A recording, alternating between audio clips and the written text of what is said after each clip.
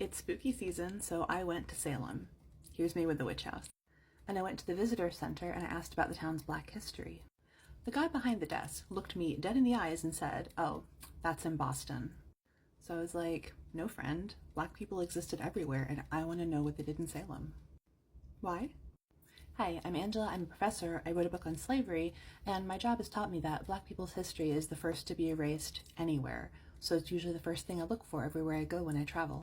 Now, fortunately, the National Park Service did have my back. Kind of, anyway. They had collected some research about the black presence in Salem, and so I spent the day tracking down all of the sites associated with prominent black figures in Salem, Massachusetts.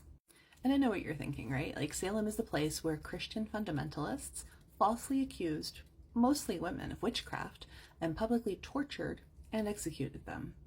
And yes, that's interesting in a horrible sort of I live in the South and I see this coming in the future if things go to hell in November kind of way. But beyond the witch trials, Salem is home to some really subversive black people who changed the course of all of our history. And this month, I'm going to do a series of talks to tell you all about them, so hold on to your brooms. Now, number one, of course, is Tituba, Salem's most well-known black woman because of her ties to the Salem witch trials. And no, that is not what she looked like, of course.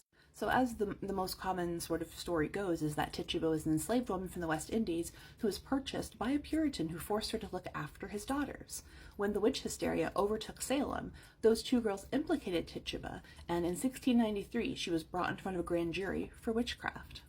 Unlike the white Puritans who were accused, Tituba understood the nature of the enslavers around her, and she said what she had to save herself. She confessed and repented and escaped the death penalty. And after her stint in prison, she was sold away from Salem and she disappears from the historic record. Later, of course, we find out more details from women scholars who examined this more closely using a gender and a racial lens. And from them, we find out that she was from Venezuela, most likely indigenous, and sold to a planter in Barbados. So I like to look at the date, right? 1693. And what else was going on at the time? After all, Tituba had spent most of her life in South America and in the Caribbean, a melting pot of all cultures and all empires.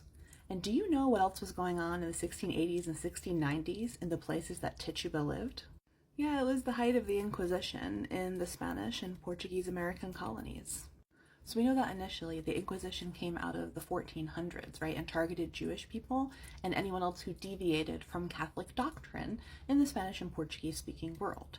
But over time, certainly by the 1600s, the Inquisition became a mechanism of control, especially over black and indigenous people, especially women, right? So you see where I'm going with this? In the Spanish-American colonies, including Venezuela, where Tituba was from, the Inquisition was a legal way for officials to get rid of powerful Africans and indigenous people. It was used as a mechanism to destroy matriarchal societies and women-based beliefs that came out of West Africa and several of the indigenous tribes of the Americas. Everyone who didn't take on Spanish culture was at risk of being identified, accused, tortured, and possibly executed. So when Salem came under witch hysteria, my guess, and several other scholars' guesses, is that Tituba saw the writing on the wall, right? The latest scholarship indicates that she understood exactly what to say.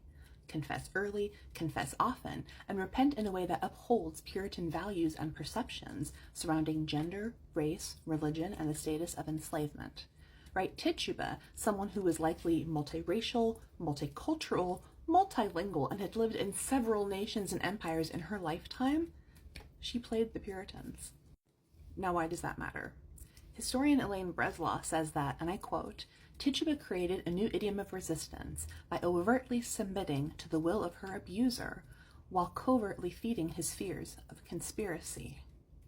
In other words, instead of trying to fix the situation, explaining herself, trying to help these Puritan numbskulls understand the hysteria that she had likely already seen in the Inquisition back in Venezuela or in Barbados or in any of the other places that she had traveled, she chose herself, right? She picked herself. That's a lesson right there. And in doing so, she ramped up their witch hysteria that eventually they used to destroy themselves from within, right? And because of that, right, because the rest of the nation was horrified to hear what had happened in Salem, because Salem had destroyed itself from within, more Americans began to appreciate and call for separation of church and state. They also called for legal reforms to make sure that fundamentalist Christian leaders cannot keep someone from legal representation or the presumption of innocence until proven guilty, right? So, thanks, Tituba. Stay tuned for more of these, maybe follow, because I've got a whole list of people to talk about from Salem, Massachusetts.